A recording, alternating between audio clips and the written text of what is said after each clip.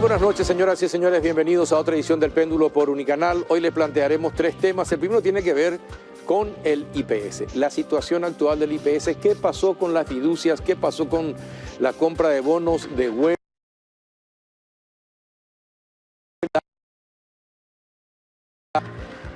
las medidas de seguridad, las deudas que tiene el IPS con sus proveedores, la colocación de fondos, en fin, de todo lo que podamos hablar en 30 minutos. Vamos a hablar hoy con el presidente del Instituto de Previsión Social, el doctor Jorge Brites, y el gerente de inversiones del IPS, Hugo Díaz.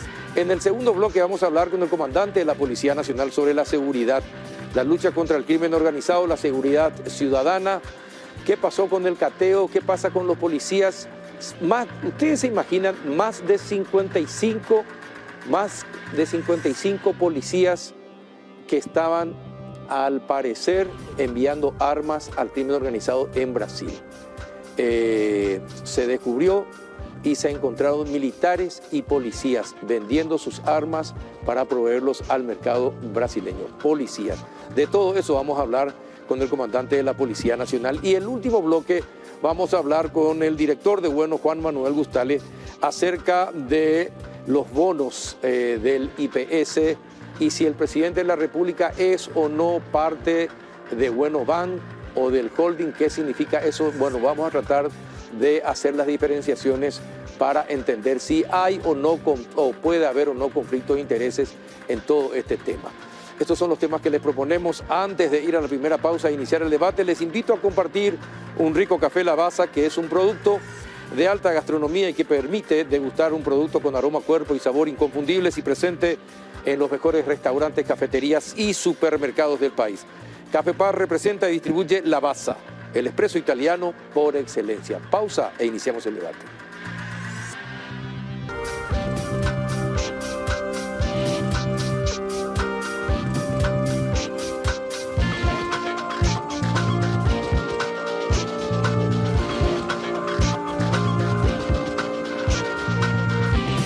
¿Qué tal? Buenas noches, doctor Jorge Brites, presidente del IPS. ¿Cómo anda? Buenas noches, Carlos. Un placer volver a estar acá en tu programa y también un saludo a todos los televidentes. Gracias por aceptar la invitación. ¿Qué tal, doctor Hugo Díaz, gerente de inversiones del IPS? ¿Cómo anda? Buenas noches, Carlos. Todo bien. Un saludo también a la audiencia.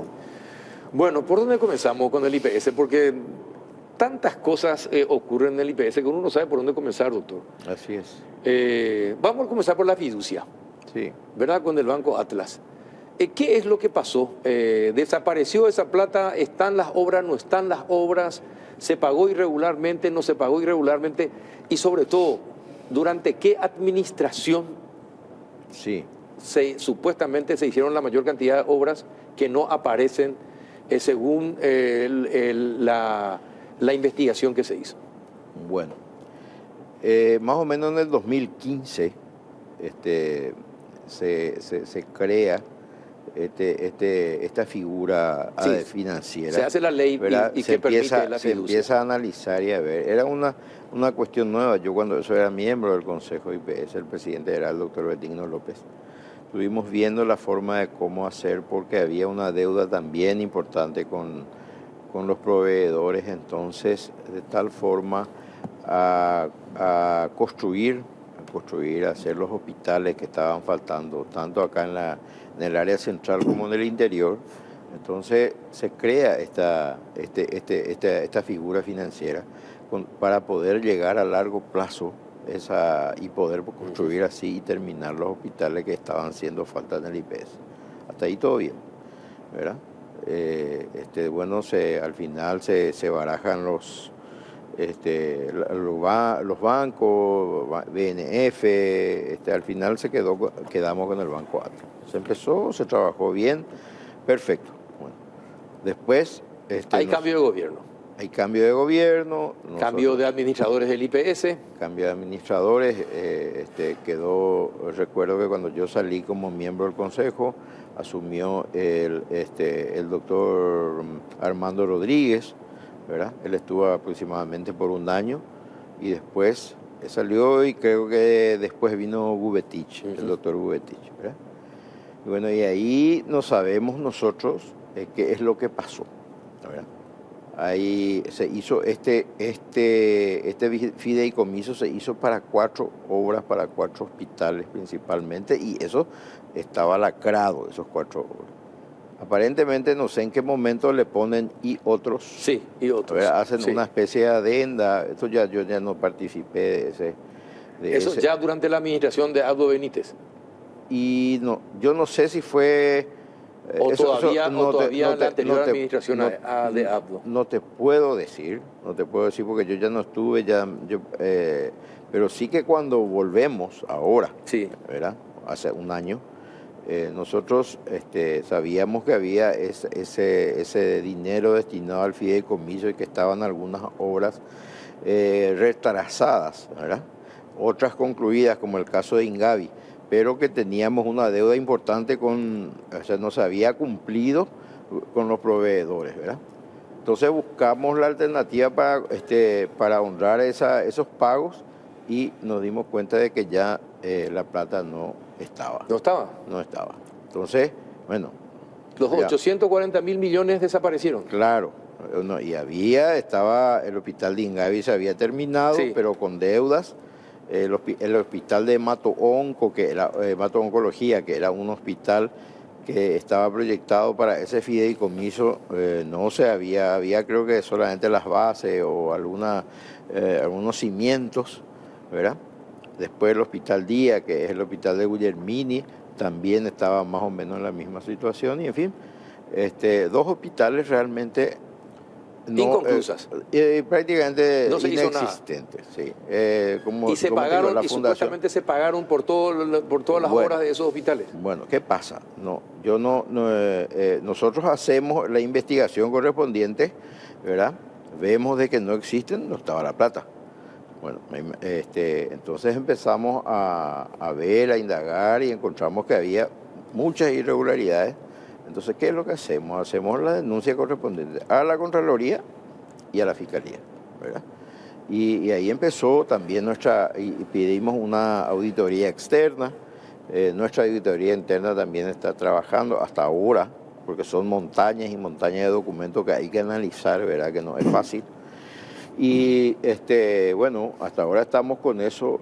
Nuestra auditoría detectó, haciendo un análisis de obras que se pagaron pero que no se encontraron, ¿verdad? Como mantenimiento. Pero tienen todos los nombres de los fiscalizadores de obras que tenían que certificar, claro, que el trabajo estaba terminado para el desembolso. Claro que sí, no, por supuesto. ¿Se tiene todo? Se tiene todo. ¿Cuál fue la empresa contratada o quiénes eran los fiscalizadores de obras?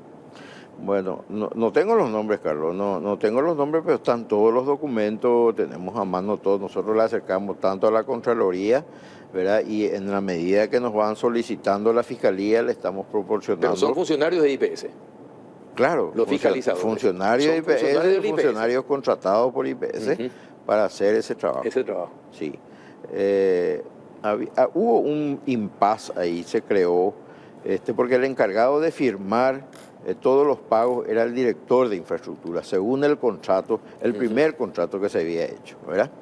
Bueno, durante ese tiempo se crea la dirección de mantenimiento, que era un departamento, se crea la dirección de mantenimiento, y entonces el director de mantenimiento era el que autorizaba los pagos, ¿verdad? No encontramos nosotros un documento en donde autorizaba ese cambio. Esa es la parte que nosotros no encontramos, el documento, ni una autorización del Consejo. Tampoco ninguna nota enviada al banco señalando que hubo un cambio de la persona que tenía que autorizar el pago. Nosotros no encontramos. No sé si es que el banco tiene, ¿verdad? Pero nosotros no registramos dentro de toda la montaña de documentos que tenemos, no encontramos. Probablemente el banco tendrá, ¿verdad? Por eso hizo los pagos. Eso ya no podemos saberlo. Ya se va a encargar seguramente que la justicia de investigar esa parte. ¿Cómo puede ser? A ver, ¿cuántos pagos se hicieron durante su administración? El fideicomiso nada. Porque creo que un pago de 100 y algo millones de guaraníes que fue lo último. Lo último. Lo último que fue una sola vez. ¿Es que se pagó este año? Que se pagó el año pasado. El año pasado, sí. Eso fue lo último. Fue lo último. Ya después de agosto del año pasado. Después de agosto. Cuando nosotros entramos, como te digo, quisimos honrar una factura que presentaron los constructores, recurrimos al fondo de fideicomiso y vienen y me dicen, no hay plata ahí. Solamente hay esto. No puede ser, como si es que las obras no están concluidas. ¿Dónde está la plata para todo lo que se hizo? Y se destinó para mantenimiento. Bueno, eso ya va a quedar a cargo de la justicia, ¿verdad? O sea, de la Fiscalía de investigar. Creo que también la Contraloría hizo ya un análisis. Estuvo la Contraloría trabajando en IPS. Está trabajando hasta ahora, ¿verdad? Ustedes hicieron una auditoría también. Claro. ¿Y qué dice la auditoría? ¿Quién fue el responsable de todo nuestra eso? auditoría también sigue trabajando. Ahora va a entrar al Consejo el informe final probablemente de lo que es esa auditoría. Y según extraoficialmente me contó la auditora que durante el análisis que hicieron, ellos encontraron obras que se han pagado, pero que no se encontraron. No terminaron. No se encontraron. ¿No se encontraron obras inexistentes? Sí, obras de mantenimiento principalmente, ¿verdad? Porque sabemos de que los hospitales a los cuales están destinados, 2 de ellos no estaban. Eso ya sabíamos, ¿verdad? Pero aparte de eso, como se destinó esa plata para mantenimiento, también, ¿verdad? Esa es la parte que todavía nosotros no podemos... Ahora, y cuando usted, doctor, firmó también autorizando el pago como consejero del IPS, sí. ¿En qué año fue eso? Creo que fue en el 2017. 2017, cuando se iniciaban las tareas. Cuando se iniciaban las tareas, yo siempre era el que le reemplazaba al presidente cuando él no estaba en las sesiones del Consejo, o cuando él tenía que viajar. De esa época él viajaba mucho porque acompañaba al entonces ministro de Hacienda, ¿verdad? Para la negociación de los bonos del Paraguay. Entonces viajaba mucho en ese tiempo y era yo permanentemente el que le reemplazaba para y en una como de esas encargado. usted firmó la autorización yo hice varias, pero cuando eso sí estaban todos los documentos bien, porque se avisaba que usted iba a ser el firmante al banco para la autorización. Nosotros lo que hacíamos era refrendar, ¿verdad? Pero el que tenía la autorización para el cobro era el director de infraestructura. ¿Quién era el director de infraestructura? El arquitecto Masi, Gustavo Masi. Gustavo Masi. Él era el director de infraestructura en esa época. Sí, en esa época nosotros no tuvimos. Y él era el que certificaba que... El que certificaba que la obra se hizo, que había que pagar. Sí. ¿Y dónde está Gustavo Masi ahora? No, yo creo que está en la parte privada, él no está... Ya no está más... Ya no está más, en el IPS. Se quedó un tiempo más, pero después yo creo que renunció, salió y ahora creo que se está dedicando al periodismo también. Bueno, ¿y qué va a hacer una vez que tengan todos los informes, doctor? Tengo entendido de que hay serias irregularidades de la administración anterior, una serie de denuncias, más de 40 denuncias. Sí. Bueno, ¿qué va a hacer con esa denuncia? ¿Ya envió a la Fiscalía? ¿Qué se va a hacer? Nosotros, desde la Dirección Jurídica, impulsamos 30 denuncias hasta ahora. 30 denuncias a la Fiscalía General. Inclusive mantuvimos entrevistas con el señor fiscal general, buscando acelerar los procesos, ¿verdad? Porque también, bueno, no podemos dejar impunes cosas. Nosotros hasta ahora le llamamos irregulares porque no somos quienes para decir que si es o no un delito lo que se cometió, ¿verdad? Porque no, pero sí, evidentemente... Pagar por obras que no están es un delito. No, por supuesto. ¿Verdad? Ahora hay que ver la forma, o sea, que hay que hacer un análisis profundo desde el punto de vista legal de todo lo que está ocurriendo y yo creo que está en la etapa investigativa final. En este momento. Total de esas 30 denuncias que existen, ¿cuánto sumaría? ¿Cuánto de perjuicio al IPS causó? es difícil dar un número porque hay de tipo de denuncias hay varias, no solamente por construcciones no realizadas, tenemos hasta la venta de contratos. Sí. Que empezamos a detectar. En fin, hay una variedad interesante de irregularidades detectadas que todas acercamos a la Fiscalía y a la Contraloría. En la Contraloría. Bueno, y con respecto a los bonos, don Hugo Díaz, ¿podría explicarle a la teleaudiencia en qué consiste el negocio del IPS y los bonos? Claro. Primeramente, déjame, Carlos, dirigir un mensaje a los asegurados, pensionados y jubilados del IPS. Los fondos de jubilaciones y pensiones tienen un objetivo primordial: dar una sostenibilidad en el tiempo a los fondos previsionales. ¿Para qué? Para poder cumplir con las prestaciones a largo plazo. Es decir que, en otras palabras, los fondos que tenemos disponibles no podemos guardar bajo colchón, que es el equivalente a tener a la vista. Eso tenemos que darle una mejor aplicación, tiene que tener un rendimiento, de ser posible, un rendimiento óptimo. En negocios seguros. En negocios seguros. Sí. Yendo a eso, el negocio seguro, lo que nosotros vemos es que cualquier tipo de inversión se realice en las mejores condiciones posibles de seguridad, rendimiento y liquidez. Es decir que, como para que eso se pueda suceder, tenemos que tener criterios de elegibilidad. Dentro de esos criterios de elegibilidad, para esta compra de bonos, la entidad emisora tuvo que haber pasado por una serie de requisitos internos, lo que establece nuestras normativas y reglamentaciones internas del IPS, y también externas, como en el caso de la Ley 7235, como se le conoce, Ley de Pensiones, que establece en qué activos puede ser aplicados esos recursos previsionales, en qué porcentaje la asignación porcentual, es decir, que determina los límites a invertir en cada tipo de activo. Asimismo, determina las limitaciones máximas con respecto a cada emisor. Es decir, esa es la aversión al riesgo que dispone, aversión al riesgo prudencial que dispone la Ley 7235. Dentro de ese marco, nosotros hicimos las evaluaciones técnicas correspondientes a nivel interno. Primeramente, la entidad debe tener una calificación de riesgo superior a A-PI con tendencia fuerte. El bueno BAN contaba con la calificación en el momento de análisis de A estable. Primera condición cumplida. Segunda condición es que todos los bancos en los que hay depósitos, o sea, hacen negocios con el dinero del IPS, siguen todas esas normas que él informa al BCP. Sí, necesariamente. Todas.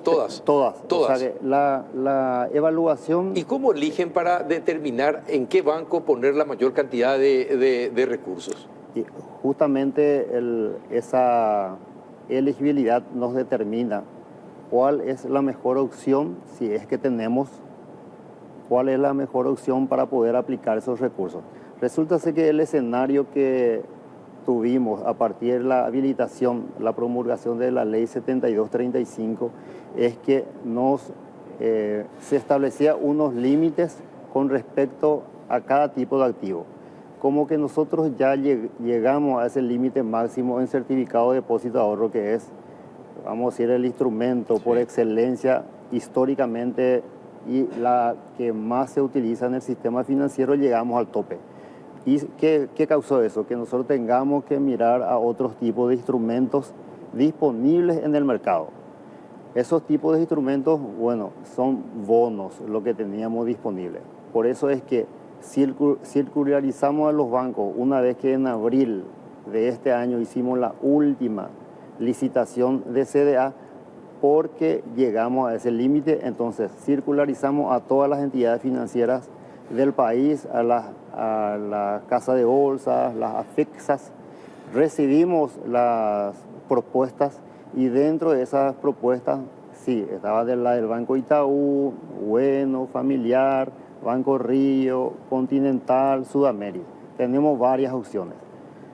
Es decir, que es solamente una cuestión de cronología. A medida que se va tratando y analizando, eso ponemos a consideración del Consejo para que sean aprobadas. Ajá, pero las informaciones hablan de que eligieron a Bueno por algún tipo de asociación del presidente de la República con el holding y compañía, y dejaron a otros bancos más fuertes dentro del sistema bancario sin respuesta. ¿Es cierto, se dio esa situación o no?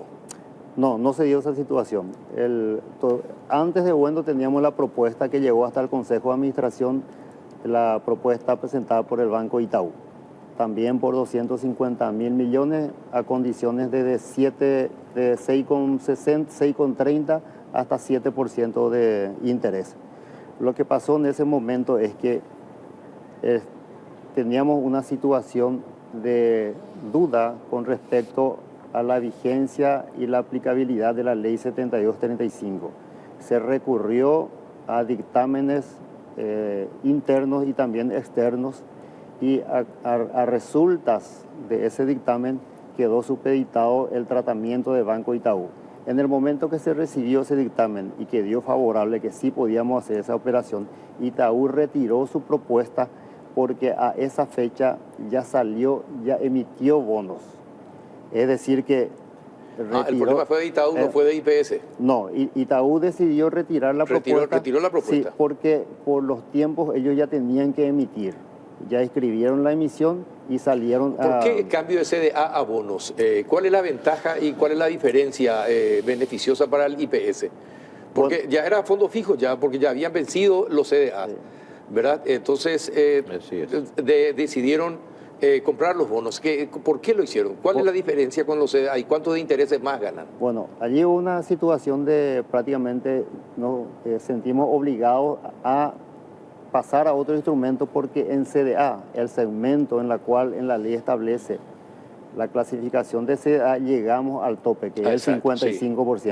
Es decir, que nosotros estamos obligados a no sobrepasar. A no sobrepasar, Por eso nos fuimos a los bonos, ¿verdad? Pero hay que hablar un poquito del contexto. Los bonos nosotros lo venimos haciendo desde el año 2012.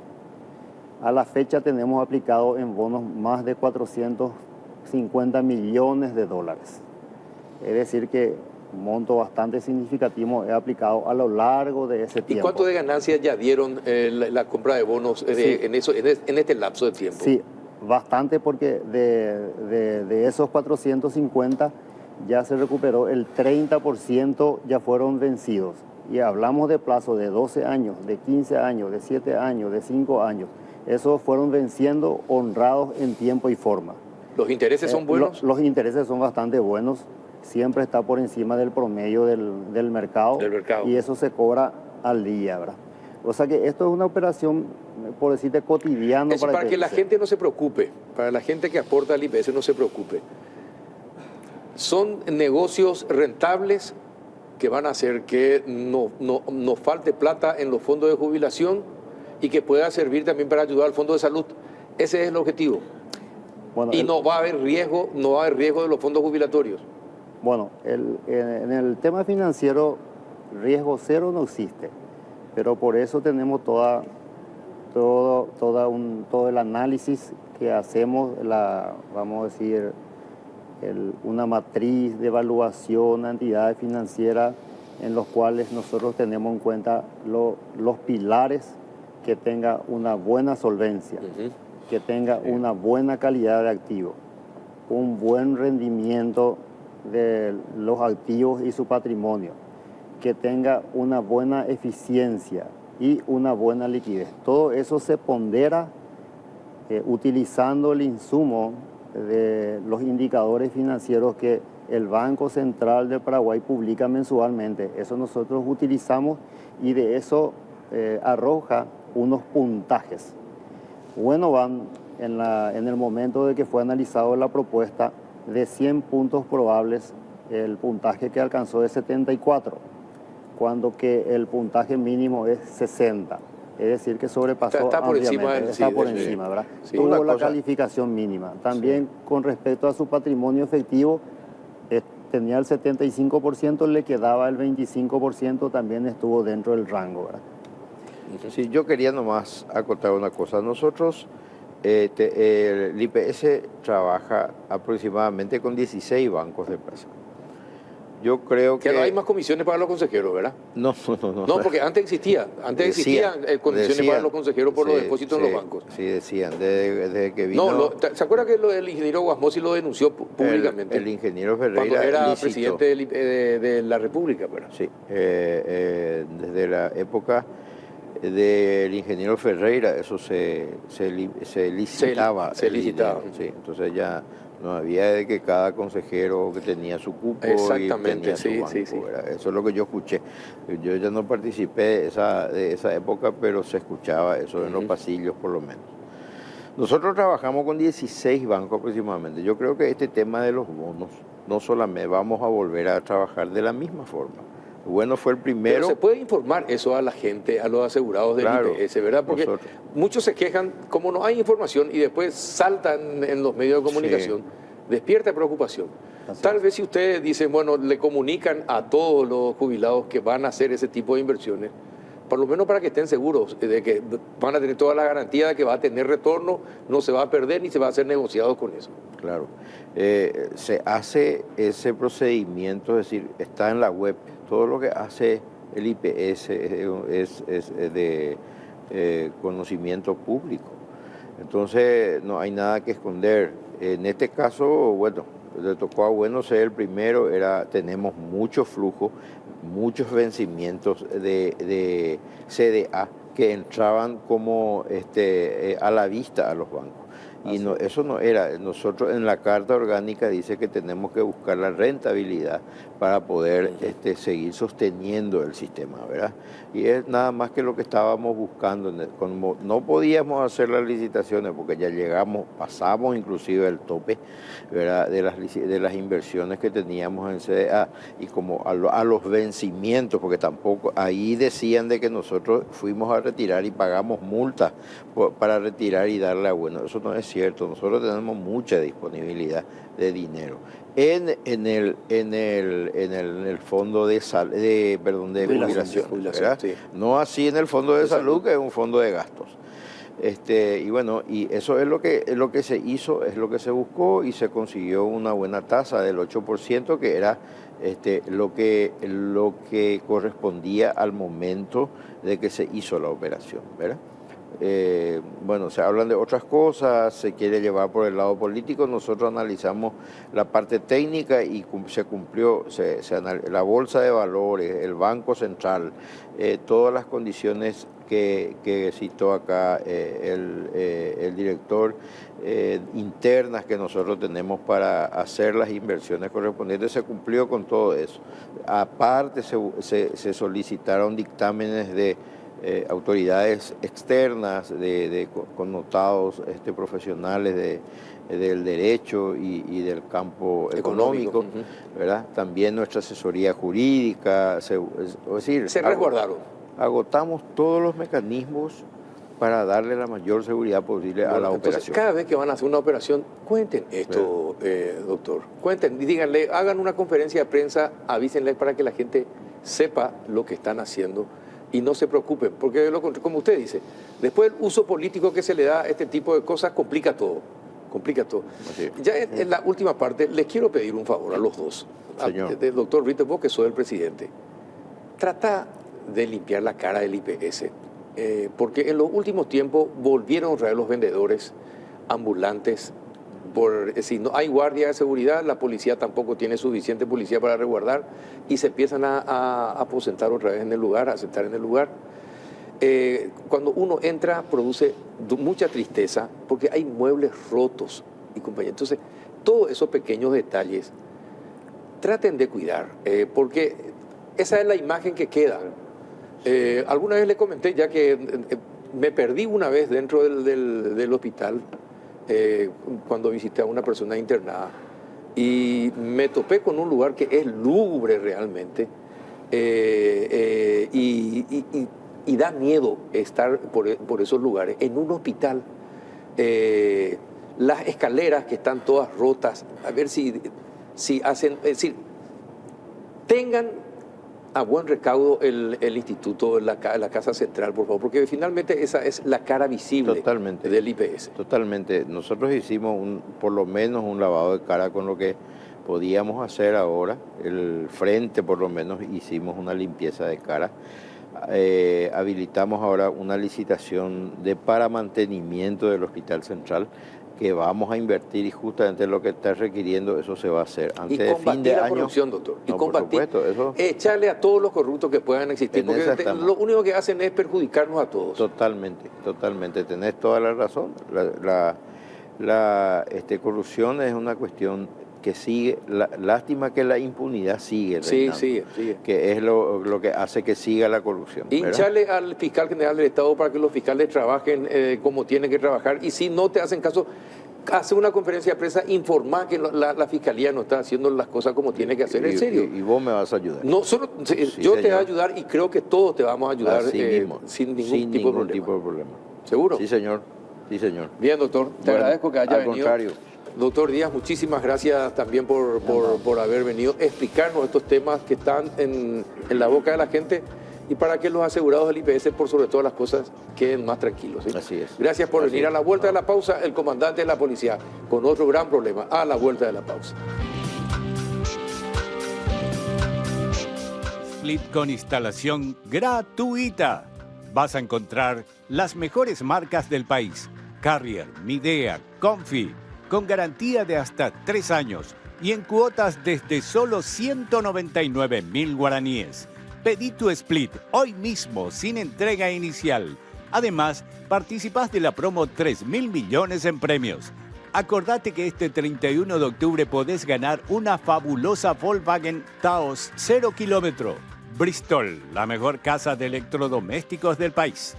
Para tener un equilibrio ideal y un buen funcionamiento del organismo, ahora tenés a mano Mielaxan, el laxante que con una sola toma de sus cápsulas blandas no daña la mucosa gástrica y con acción comprobada. Mielaxan limpia y depura el organismo. Para tener un cuerpo saludable, comenzá con tu interior. Mielaxan, el laxante que funciona, y el equilibrio volverá a tu cuerpo. Es de Laboratorios Galeno, de venta libre en farmacias. Si los síntomas persisten, consulte a su médico.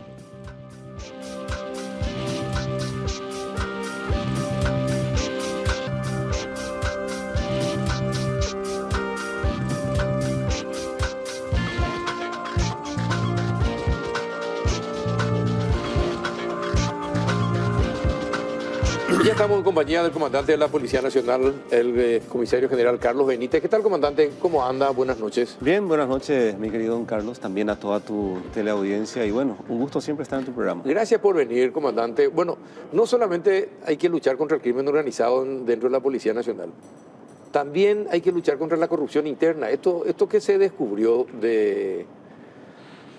del armatráfico, y más de 50 policías involucrados en ese tema. ¿Cómo es? ¿Cuál es la realidad? ¿Qué es lo que pasó en ese caso? ¿Y cómo es que 55 policías en principio están comprometidos, o 56? Bien, comencemos entonces de lo que es esta investigación. Hay una investigación interna que hace Dimabel en este caso.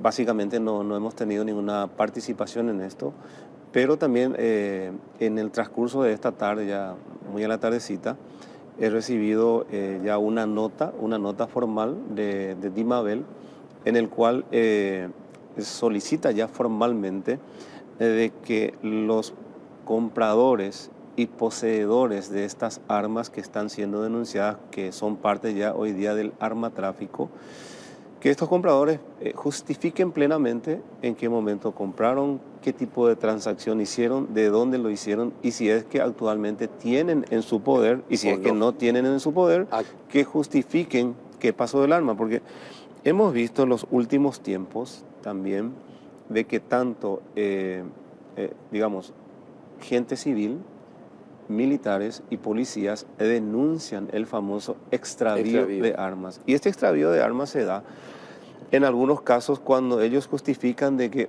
como hoy día... Pero es real en algunos casos y es mentira en otro, una forma de disfrazar la venta que hacen. Está dentro de las posibilidades, porque algunos dicen, se le robó el arma. Dice, estacionó su vehículo en tal parte, se le abrió la puerta, se le rompió la ventanilla, o simplemente justifican de que transitando en motocicleta, de que se le cayó de la cintura o se le cayó de la mochila. Entonces, como esto es muy incipiente, hay un listado de policías y militares que, digamos, supuestamente están involucrados en el tráfico de armas y que tendría una vinculación directa con alguna facción criminal del lado brasileño. Es muy incipiente, tenemos la lista ya oficializada por Dimabel. Esto yo lo comparto rápidamente con Asuntos Internos y también con la Dirección General de Investigación Criminal, la parte de crimen organizado, y marchamos con esta investigación a partir de esta tarde. Pero son efectivamente más de 50 policías, ¿no? Sí, en la lista están más de 50 policías. ¿Y qué es lo que vendieron sus armas? ¿O desaparecieron sus armas? La versión que tenemos son dos versiones. Una, de parte de los investigadores, de que habrían vendido al crimen organizado, como ya se tituló, creo que el día de ayer, sí, se tituló, digamos, fue primera plana en la prensa, y también hoy se sostiene de que ellos vendieron su arma, o sea que hacen una compra y una simulación supuestamente del extravío, pero que el fin último fue vender estas armas al crimen organizado. Estamos hablando de armas cortas, en este caso, de pistolas 9 milímetros. Ajá. ¿Y estas armas fueron proveídas por la Policía Nacional a estos efectivos o son compras, son particulares? Bien, la información primaria que tenemos es que ellos hacen la compra. Ajá. Y de que, según siempre ahí es donde entra la empresa. Ahí entra la empresa. Ellos compran de una empresa, compran. Esa empresa que se mencionó. Sí, casualmente. Sí, se mencionó esa empresa. Entonces, el primer paso es la compra, pero que precede a esta compra lo que mencionaron los investigadores inicialmente, de que para esto hay una motivación económica, de que hay un pago para que ellos retiren el arma y que luego simulen un extravío, sí, y que vaya a parar a cargo del crimen organizado. Digo de que para nosotros es muy incipiente el haber recibido ya esta tarde, ya tenemos la lista oficial y con esto iniciamos con investigación criminal, crimen organizado y también con lo que es asuntos internos de la policía. Estos muchachos o estos oficiales... ¿Son suboficiales y oficiales de baja graduación? Son suboficiales jóvenes en la mayoría.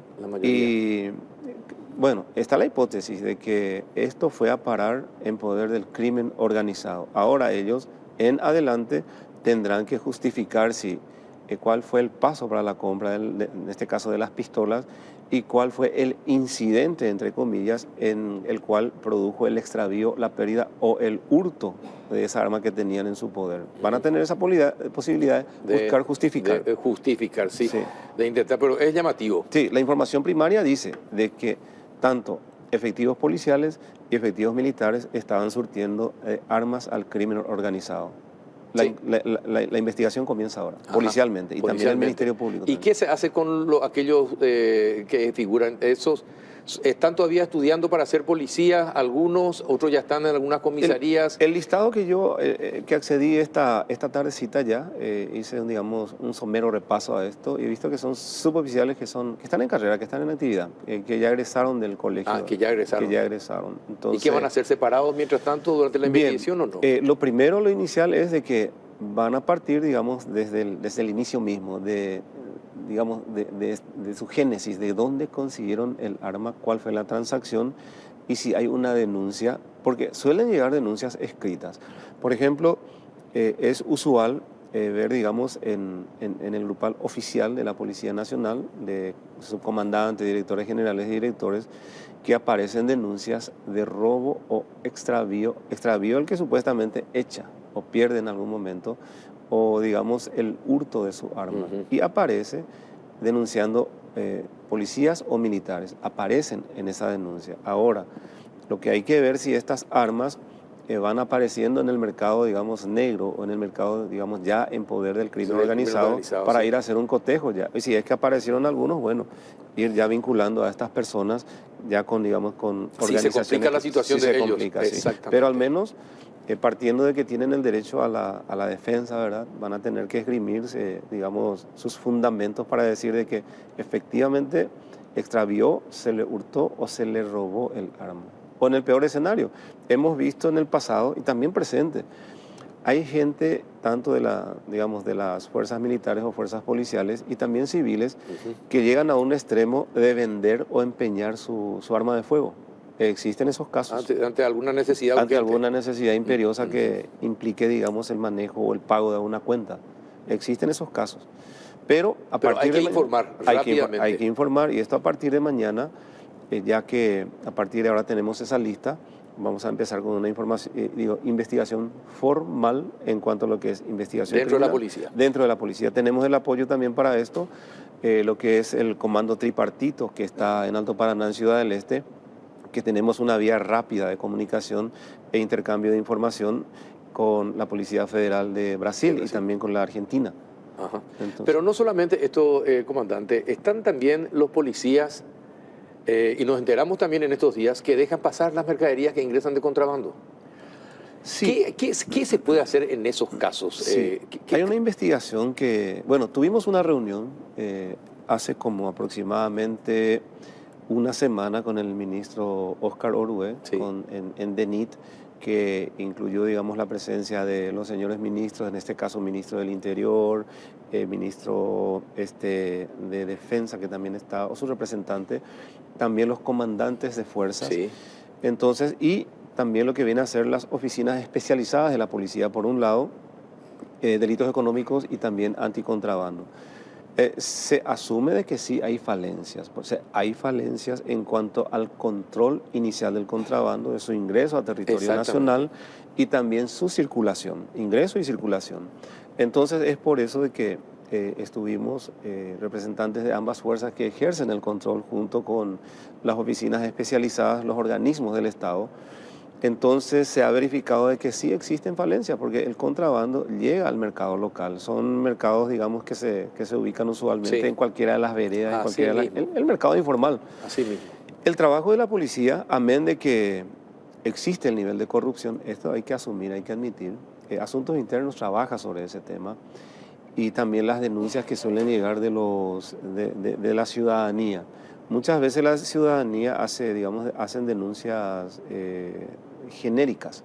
Usualmente no tenemos una denuncia formal contra Juan Pérez o contra Miguel Peralta, por decir, pero estamos haciendo el esfuerzo de buscar a estos elementos corruptos que puedan permitir el paso de este tipo de mercaderías. Ahora, dentro de la mala noticia, también tenemos la buena noticia de que el trabajo hecho por el personal de DENIT, en este caso, el personal de anticontrabandos que se dedica exclusivamente a este rubro, por decir, y también elementos elementos de las Fuerzas Armadas, digamos de la Armada en este caso, hacen el esfuerzo, pero también por encima de eso hay que asumir de que existen falencias. Es por eso que, reitero, encontramos. Nosotros estamos haciendo un gran esfuerzo, prueba de ello, parte de ese esfuerzo contribuyó a que justamente los ingresos a las arcas del Estado mejoren, tengan una significativa mejoría. Sí, eso es cierto, comandante. Pero asumimos de que hay falencias. Hay falencias, y no solamente eso, hay falencias, sino que tenemos que tratar de bajar esos más de 15.000 o 18.000 millones de dólares que informalmente... Que se calcula así, que dentro del mercado informal. Exactamente, el mercado informal. No, y nos hemos reunido también en otras instancias con los productores frutihortícolas, que también tienen su legítima exigencia, claro, y estamos acompañando esto. Inclusive hemos tenido varias reuniones y hemos sacado también resultados muy satisfactorios. A diario recibimos las noticias de que están haciendo su trabajo. Vemos camiones por completo, no hablo solamente de cajas, sino camiones estos camiones son incautados por estas autoridades y puestas a disposición del Ministerio Público, porque a prima facie, en la primera revisión, no tienen ninguna documentación y por las características del producto, evidentemente que vienen del otro lado de la frontera. Y con eso evidenciamos dos cosas. Uno, que existe el control, y por otro lado que existen las falencias, porque entran. Comandante, ¿cuál es la opinión de la policía? ¿Ustedes analizaron ya lo que informaron los peritos contratados por la familia del ex parlamentario Eulalio Gómez acerca de lo que pasó en su casa.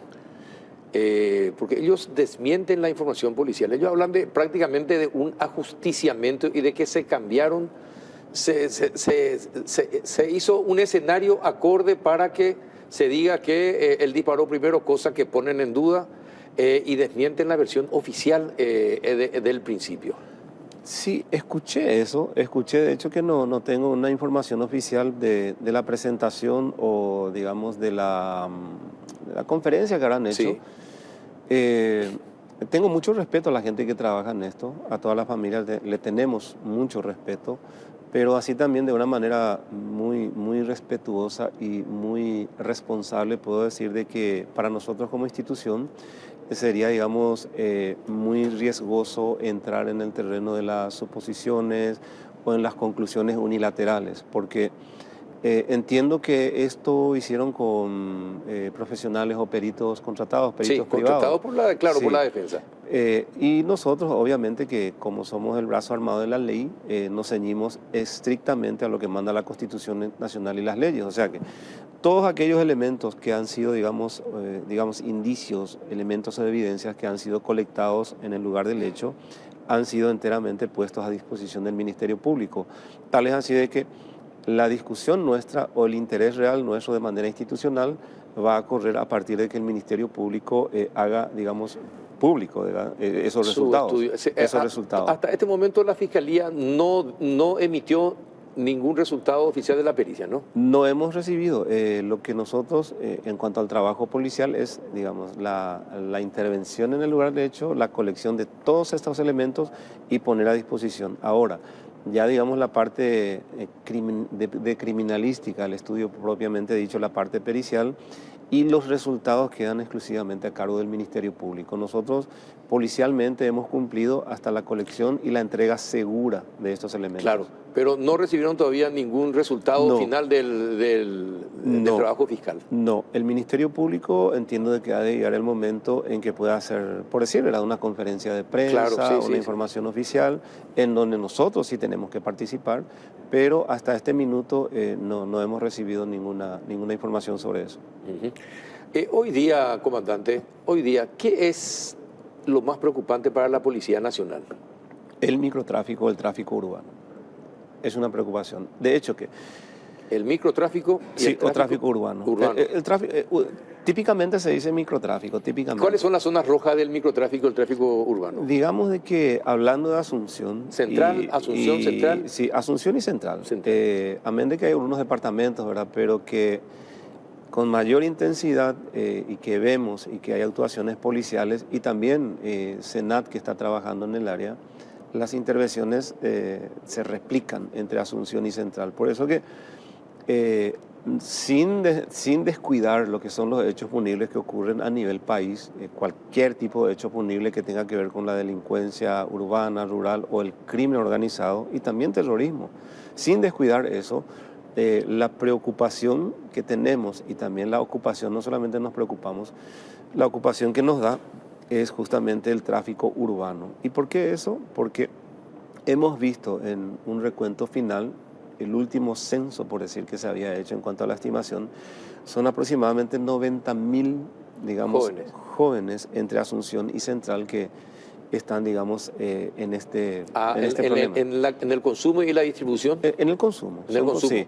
Y son edades, digamos, que con el correr del tiempo esa franja etaria fue disminuyendo, pero dramáticamente, porque antiguamente, y no tan antiguamente, en el pasado, digamos, algo cercano todavía, veíamos que los consumidores se ubicaban entre los 25 o 30 años, pero eso fue disminuyendo. Hoy día son jóvenes. Hay algunos que han sido, digamos, ya declarados, entre comillas, enfermos, porque la Organización Mundial de la Salud lo tipifica como una enfermedad. Entonces, hay menores que con entre 11 o 12 años ya han caído en esta adicción. Pero hay algo más preocupante, comandante. Se están formando territorios. En Asunción y Central se están disputando territorios. Y cada vez los sicarios son más jóvenes. Esto que pasó en Itapúa, de un chico de 17 años Sí. siendo sicario, ¿verdad? Lo que le mataron a este joven que venía en motocicleta, creo que en San Lorenzo, también que estaban en otra motocicleta, eran jóvenes también, se veía que eran jóvenes también. Sí. Entonces, y todas estas alusiones en los colegios, pintatas en los colegios No en del todos Can los Rotella colegios, y compañía. muy específico es. Sí, Para pero- no generalizar. sí, porque pero de todas formas es preocupante porque es un preocupante. aviso. Es un aviso. Por eso que no descuidamos. Ni bien tuvimos, no sé si recordás que eso apareció a través de un video corto. Sí. Era un cumpleaños infantil en donde aparece esta mujer haciendo esas famosas pintatas, esas pinturitas, haciendo, digamos, alusión, Sí. una apología a lo que es ese grupo. Entonces nos interesamos, obviamente, contactamos con el Ministerio de la Niñez y de la Adolescencia, trabajamos muy de cerca con el ministro Walter Gutiérrez, dicho sea de paso que se muestra muy cooperativo, muy colaborativo con todo su equipo, no solamente en el tema de drogas, sino en el amplio sentido. Trabajamos muy bien con él. Hemos hecho la investigación primaria porque se había dicho de que fue en Tomatí, tal vez una cuestión accesoria ya, Sí. pero el hecho ocurrió, pero fue aquí en el Bañado. En el Bañado. En el Bañado, no fue en Tomatí, que se decía que era el sitio, el lugar, digamos, de nacimiento o el feudo, por decir, de este grupo, pero fue aquí. Estamos trabajando, ahora sí, preocupa también el tema de la disputa, tanto por territorio como por mercado. Es algo que desde que el crimen organizado se estableció hay disputa. Sí, hay disputa, sí. Pero sí también no descuidamos. Es por eso que cada cierto tiempo, no mucho tiempo, pero un tiempo determinado, estamos haciendo las operaciones en diferentes sitios que, no quiero ser peyorativo, no quiero ser discriminativo, pero en ciertos sitios donde ocurren más hechos, algunos dicen zona roja, ¿verdad? Pero no quiero ser discriminativo, no quiero satanizar a ningún sector, pero en donde están ocurriendo los hechos, hacemos operaciones bastante interesantes, en donde desplegamos elementos de prevención y seguridad, elementos de investigaciones, elementos de inteligencia y elementos tácticos, y también un apoyo aéreo interesante. Esos resultados siempre devienen en incautación de estupefacientes de diferentes tipos, desde cocaína, crack, marihuana, la parte, digamos, de drogas sintéticas y también la detención de ciertos elementos. Entonces, estamos haciendo el trabajo, por un lado, de represión y por otro lado, de disuasión, a más del trabajo de inteligencia y de investigaciones. A esto se suma un plan muy interesante que es el Gobierno Nacional, que es el Plan Sumar. Sí, sí, sí. Muy interesante, que también ayuda mucho al trabajo policial en el sentido de que son 22 organismos, 22 instituciones, que cada uno hace su parte. Por decir nomás, está el Ministerio de Educación, está el Ministerio de Salud, Sí, por dar sí, algún es ejemplo. cierto. Entonces es un trabajo sostenido y el interés no solamente ya se demuestra de parte de la policía ni SENAC, sino es el gobierno, el señor presidente de la República, que ha bajado una línea y que estamos siguiendo. Es muy incipiente el programa y es muy auspicioso en cuanto a resultados, pero como todo tiene un proceso, vamos a seguir con en ese tramo. Pero ese proceso queremos de que sea, digamos, lo más rápido posible y lo menos traumático. Y bueno, comandante, gracias por haber venido y ojalá los linces sigan estando a la vista de la gente en todo momento, sobre todo en horas pico y sobre todo en algunas zonas donde no hay mucha luz. Tiene que conversar con la gente de la ANDE también para que se iluminen muchas plazas. Estamos trabajando muy muchos bien lugares. con el presidente Félix Sosa. Es una forma de trabajar. El elemento lince identifica Exacto, el sector. exacto.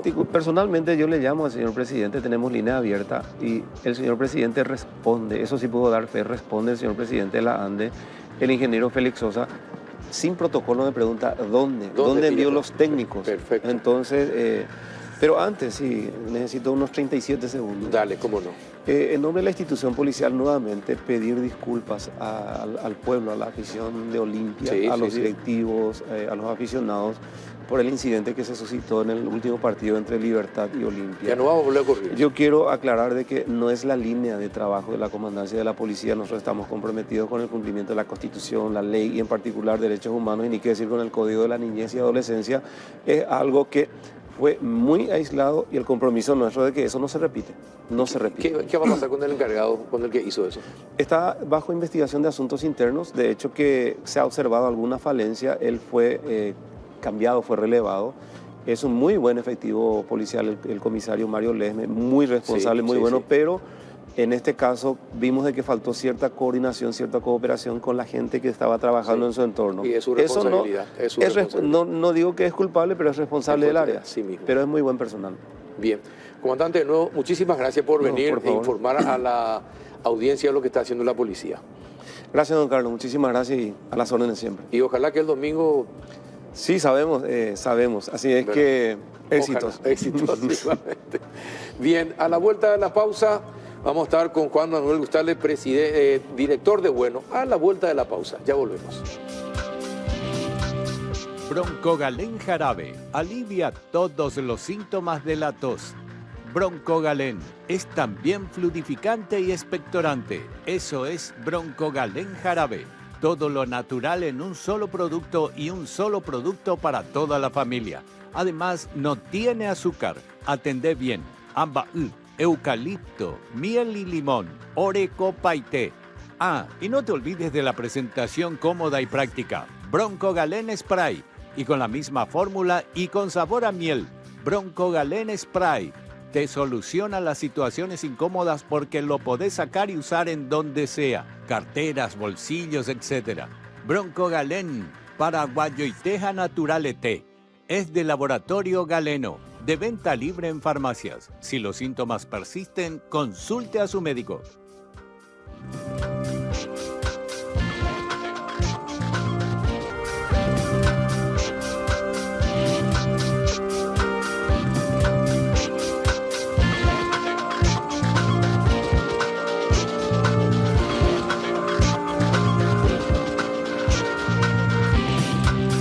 Bien, ya estamos en compañía del presidente de Bueno Bank, Juan Manuel Gustales. ¿Qué tal, presidente? ¿Cómo anda?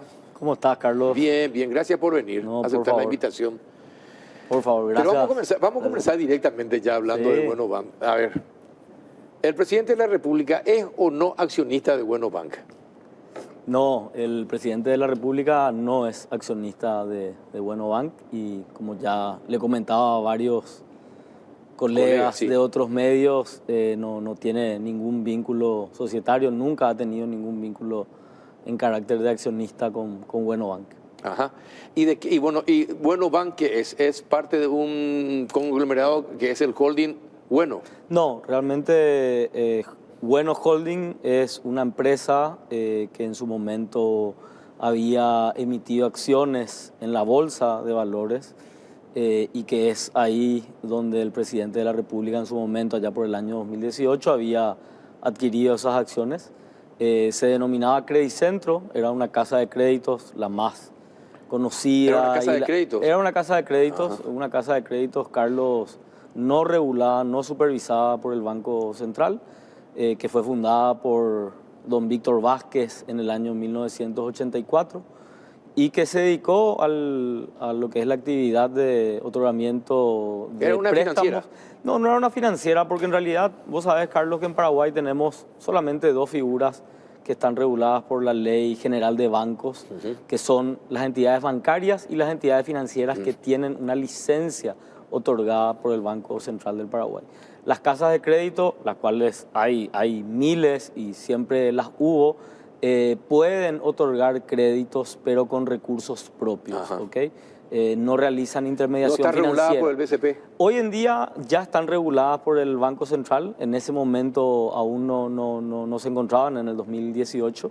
El Banco Central hace un par de años ha empezado ya con un proceso gradual de ir emitiendo algunas normativas que controlen y supervisen a las casas de crédito, a pesar de que se fondean con recursos propios. Ahora, hay bancos que son bancos, pero también tienen, o por lo menos sus accionistas o dueños, también son propietarios de casas de cobranza. También, ¿Eso es permitido? Eso es permitido y estas casas de cobranza, como realizan determinadas actividades, por ejemplo, refinanciaciones o reestructuraciones, también están inscriptas en el Banco Central como casas de crédito. De crédito, sí. Ajá. Bueno, ¿y el holding, Bueno Holding sigue existiendo? Sigue existiendo, ha dejado de ser una casa de créditos ya por decisión de la Asamblea de Accionistas de hace un par de años. En un momento dado llegó a tener más de 900 accionistas, la mayoría de los cuales había adquirido esas acciones en el mercado de capitales a través de las la casa de las claro, de las casas de bolsa que emitieron en su momento estas acciones de Credicentro. Y bueno, y el actual presidente de la República, como te dije en su momento, había adquirido un porcentaje marginal, minoritario, que representaba menos del 0,5% del total de las acciones. Y lo que ocurre es que Bueno Holding, él sigue siendo accionista de lo que es esa empresa denominada Bueno Holding, ex Credicentro, pero de vuelta, Bueno Holding no es el banco, ni Bueno Holding es accionista del banco, ni el banco es accionista Ahora, de pero Bueno Holding. los dueños de Bueno Holding también tienen acciones y son propietarios de Bueno Bank. Asimismo, el grupo Vázquez, presidido por Miguel Vázquez, quien a su vez es el accionista mayoritario del grupo Vázquez, es hoy en día el accionista que controla societariamente al Banco Bueno y también a la anteriormente denominada Credicentro, hoy denominada Bueno Holding. ¿Bueno Banco de cuándo funciona? Bueno Banco funciona con esa denominación desde el mes de noviembre del año 2023, exactamente. Pero ahí hay que entender, Carlos, que en realidad Bueno Banco hoy es la conjunción y la consolidación de dos entidades de vasta trayectoria en el mercado financiero, dos de las entidades más tradicionales que son, por un lado, Financiera del Comercio, fundada en el año 1976, tiene más de 47, 48 años operando en el mercado financiero paraguayo, y por otro lado Visión Banco, que también tiene más de 32 años de trayectoria, dos entidades muy importantes que han sabido ser de las principales instituciones del mercado y que han sobrepasado varias crisis financieras, sobre todo la que vos conocés, Carlos, de esa crisis tan la de los 90. La de los 90 hasta inicios de este siglo, hasta lo que fue la caída del Banco Alemán y de Multibanco en el año 2003. Ajá. Ustedes, al absorber a Banco Visión, lo salvaron. Estaba en una situación difícil y podía complicar el sistema bancario nacional. ¿Ustedes hicieron un salvataje de Visión Banco? Mira, Carlos, realmente yo creo que los números y las estadísticas, los indicadores que son de público conocimiento y que se publican, valga la redundancia, mensualmente en los boletines estadísticos del BCP, indicaban que Visión Banco venía arrastrando dificultades ya hace varios años. Esto, exacto. Yo creo que todos los actores económicos y los que interactúan en el mercado financiero yo que no eran estoy en ese mercado sé, así que me imagino. Eran conscientes de eso, de hecho los números así lo demostraban. Ya los últimos balances de lo que fue inclusive el cierre del año 2022, el cierre del año 2023, exteriorizaban una situación de deterioro que ya se venía arrastrando hace bastante tiempo. Y bueno, eso hizo seguramente que los accionistas mayoritarios de Visión Banco en su momento decidieran en su conjunto poner a la venta el banco. El grupo Vázquez, del cual también yo soy director, en ese momento analizó la oportunidad y bueno, realmente vimos que tenía un potencial muy importante con Visión Banco, el banco más grande en cantidad de clientes, con más de 1 millón de clientes a lo que era la finalización del año pasado. Y bueno, así fue que a inicios de este año, allá por el 20 de enero, resolvimos como grupo incursionar en lo que fue primero este proceso de fusión y bueno, que terminó ya en el mes de julio, a partir del cual es una sola entidad. Hoy en día Visión Banco ha dejado de existir. El Banco Central retiró la licencia para operar de Visión Banco, que eso es lo que ocurre cuando dos entidades se fusionan. En este caso, Bueno Banco hizo una fusión por absorción de Visión Banco y a partir de ahí y hasta lo que es hoy, Bueno Bank es actualmente el banco más grande del país en cantidad de clientes. Hoy en día superamos ampliamente ya los 2 millones de clientes Y nosotros estamos muy enfocados en lo que es bancarización, en lo que es inclusión financiera. Todos los problemas que existió durante Sí. la fusión, Sí.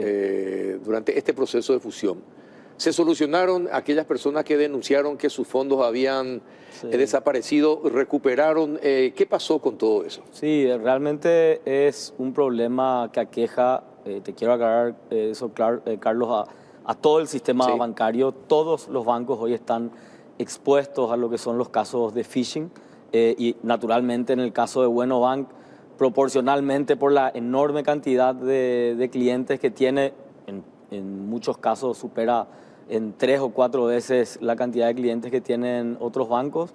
Este fenómeno también se dio de manera bastante importante, pero sí te puedo confirmar que en el 100% de los casos se ha reintegrado, se han reembolsado los montos a estos clientes. Y también algo muy importante que vale la pena precisar, Carlos, nunca en ningún momento se vulneró el sistema informático operativo del Banco Bueno. En todos los casos se trata de eventos de phishing donde las personas por algún motivo ingresan a un link o proporcionan su password. Sí. Y esa es una realidad, Carlos, que lastimosamente Si te envía un aviso de que tu cuenta se pagó mal o algo. Así mismo, y recibimos un email o un mensaje. Entrar ahí, entraste y ya fuiste. Ingresaste ahí y bueno, automáticamente eso genera en muchos casos vaciamiento de cuentas, etcétera. Nosotros contamos con seguro contra fraudes y hemos absorbido una carga muy importante. Obviamente en el proceso de fusión se agudizaron esos problemas y por suerte ya transcurridos 3 meses desde lo que fue el inicio formal de las operaciones como un banco consolidado, hoy hemos superado esa etapa, ya no tenemos esos casos, esas denuncias y estamos mucho más tranquilos desde esa óptica, pero naturalmente eso vino acompañado de una fuerte inversión que hicimos a nivel del grupo y a nivel del banco en diferentes herramientas, por ejemplo, lo que es la tokenización del teléfono, la doble validación, una serie de medidas de ciberseguridad que hicieron mucho más seguro a lo que es el banco, a lo que es la app, a lo que es el home banking y que bueno, que hoy en día derivaron en una merma muy importante de estos casos de phishing. Qué bueno, es una buena noticia para muchos de los que siguen trabajando con Bueno Bank. El hecho de que el presidente de la República tenga una cercanía con el holding, el hecho de que también figuras muy cercanas al actual Poder Ejecutivo o parejas formen parte, integren el staff de Bueno Bank, ayudaron para que los fondos públicos sean depositados también en Bueno Bank, porque me dijiste, bueno, funciona desde noviembre. Sí, desde noviembre. Desde noviembre. Sí. Y creo que ahora están en el quinto, sexto lugar entre los bancos que tienen depósitos públicos, ¿no? No, yo creo, a ver, Carlos, en primer lugar te aclaro que no, que absolutamente no guarda relación una cosa con otra. En segundo lugar, de vuelta, a pesar de la denominación que es nueva del Banco Bueno, Sí. Tener en cuenta que históricamente, tanto lo que era financiar el comercio como Visión Banco, sobre todo por el volumen que manejaba y por el patrimonio con el que contaba, Visión Banco, sobre todo en los últimos años, siempre fue receptor de importantes fondos públicos y dada la capilaridad que tenía y la cobertura a nivel país, Carlos, y esto es muy importante dejarlo bien en claro, Visión Banco recibía enormes cantidades de fondos públicos para realizar pagos, lo cual hoy en día sigue siendo, por así decirlo, un caso muy importante para Bueno Bank. Bueno Bank está lejísimo de ser... Se quedaron con esa clientela, por decirlo así, ¿verdad? Nos quedamos con esa clientela, varios pagos de entidades descentralizadas, de ministerios, se realizan a través de Bueno Bank, pero dista de ser cierto que Bueno Bank hoy encabece la lista de depósitos públicos. Pero... yo te cuento, nosotros haciendo un análisis y lo publicamos hoy a través de una... Estamos en el noveno lugar, tenemos el 5% del total de los depósitos públicos, Carlos, y eso es importante para desmitificar lo que algunos otros medios tratan de instalar, que de vuelta, dista de ser cierto. Pero también hay una cosa, Carlos, que es muy importante aclarar. Eso se puede pasar, ¿verdad? Por supuesto, eso lo vamos a publicar. Le voy a pasar a la gente de producción para ver si podemos ver en pantalla estos gráficos, porque me parece que es muy importante lo que está señalando don Juan para que la gente tome conciencia de ese tema. Mientras tanto te sigo escuchando. No, de vuelta, mira, todo lo que es fondos públicos en su totalidad, de todo lo que es el fondos del Tesoro, además de todas las entidades autárquicas, descentralizadas, etcétera, Bueno Bank hoy posee nada más que el 5% de todos estos recursos distribuidos en el sector bancario. Lo mismo hemos hecho también, el mismo análisis, el mismo gráfico, con lo que son los recursos específicamente del Instituto de Previsión Social, donde tenemos hoy poco menos del 7%. Sí, del 7%. Pero de vuelta, esto también, Carlos, viene explicado y obedece a la sencilla razón de que desde el momento en el que Bueno Bank y Visión Banco se terminaron fusionando, nosotros crecimos mucho en los indicadores de lo que es el índice de solvencia patrimonial. Es decir, un banco mucho más robusto, un banco con indicadores mucho más altos y que por ende genera un espacio muy importante para el IPS y para otros inversores institucionales, no solamente públicos, aseguradoras, fondos, cajas previsionales, etcétera, que hacen que lo que hace es que Bueno pueda ser hoy elegible para redireccionar esos fondos públicos. Y ahí, Carlos, es muy importante comentar que existía tanto en lo que son los depósitos de todo el sector público en general y los depósitos del IPS en particular, una altísima concentración en 5 o 6 bancos. Y para eso existen límites regulatorios, tanto en las leyes de bancos, las leyes orgánicas del Banco Central, todos los límites normativos. Mientras más disperso, mejor. Exacto, entonces hoy en día, y eso es lo que la gente tiene que entender, que hoy en día tanto el IPS como otras entidades se ven obligadas a redireccionar fondos porque sencillamente los bancos donde estaban tienen un tope que hoy ya ha sido alcanzado, ¿verdad? Entonces, naturalmente eso va a ir hacia bancos nuevos, hacia bancos más pequeños. Y de vuelta, en el caso de Bueno Bank, yo quiero insistir con esto, no se trata de un banco, a pesar de la denominación novedosa y de que Bueno Bank empezó a operar como tal con esa denominación desde noviembre del 2023, Visión Banco lleva años, décadas de contar con fondos públicos y de vuelta, dada la capilaridad y la cobertura que nosotros hemos resuelto, permanecer con eso, acordate, Carlos, que hoy somos el banco privado con mayor cobertura a nivel país. Y bueno, esto naturalmente es una herramienta muy importante para realizar pagos, para que la gente en el interior del país pueda también acudir a un local físico de Bueno Bank. Y esa también es una razón muy importante por la cual muchos fondos públicos están, y no es que permanecen, Carlos, ingresan al banco. Es como un tubo por el que entran los recursos y rápidamente se desalijan de alguna manera. Sí, efectivamente. Pagos masivos, pagos de los ministerios, pagos de jubilados. Vos sabés que hoy tenemos casi el 50% del total de los jubilados del IPS cobran con Bueno Bank, ¿verdad? Esto debido a la fusión con Visión Banco. No, en realidad ya venían cobrando eso con Visión y permanecen.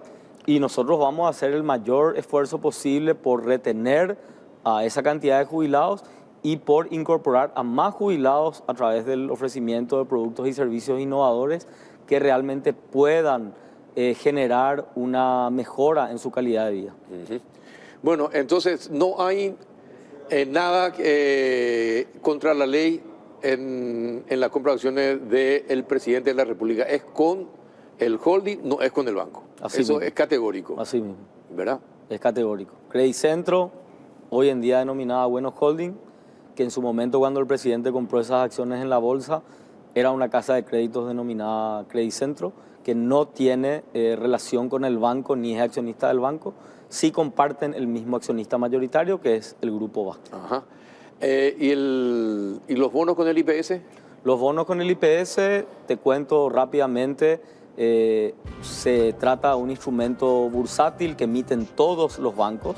No es la primera vez que Bueno Bank emite bonos, de hecho el año pasado habíamos emitido, a inicios de este año también emitimos. Todos los bancos emiten bonos, tanto financieros como subordinados. El Instituto de Previsión Social ya ha realizado numerosas inversiones en bonos. Eso es de público conocimiento, obra en la página web del IPS y pueden verse diferentes colocaciones, inversiones que ha realizado el IPS en bonos de bancos en los últimos años. Hay como 8 o 9 bancos que hoy forman parte de ese portafolio de inversiones. Y este es un proceso que nosotros lo habíamos iniciado ya en octubre del 2023 ante el Banco Central. Es un proceso largo donde se pone a consideración de las autoridades, de la Superintendencia de Bancos, después de la Superintendencia de Valores. Así que eso también desmitificar que se trató de un proceso sumamente expeditivo y en tiempo récord. Este es un proceso que duró prácticamente un año para que puedan emitirse esos bonos.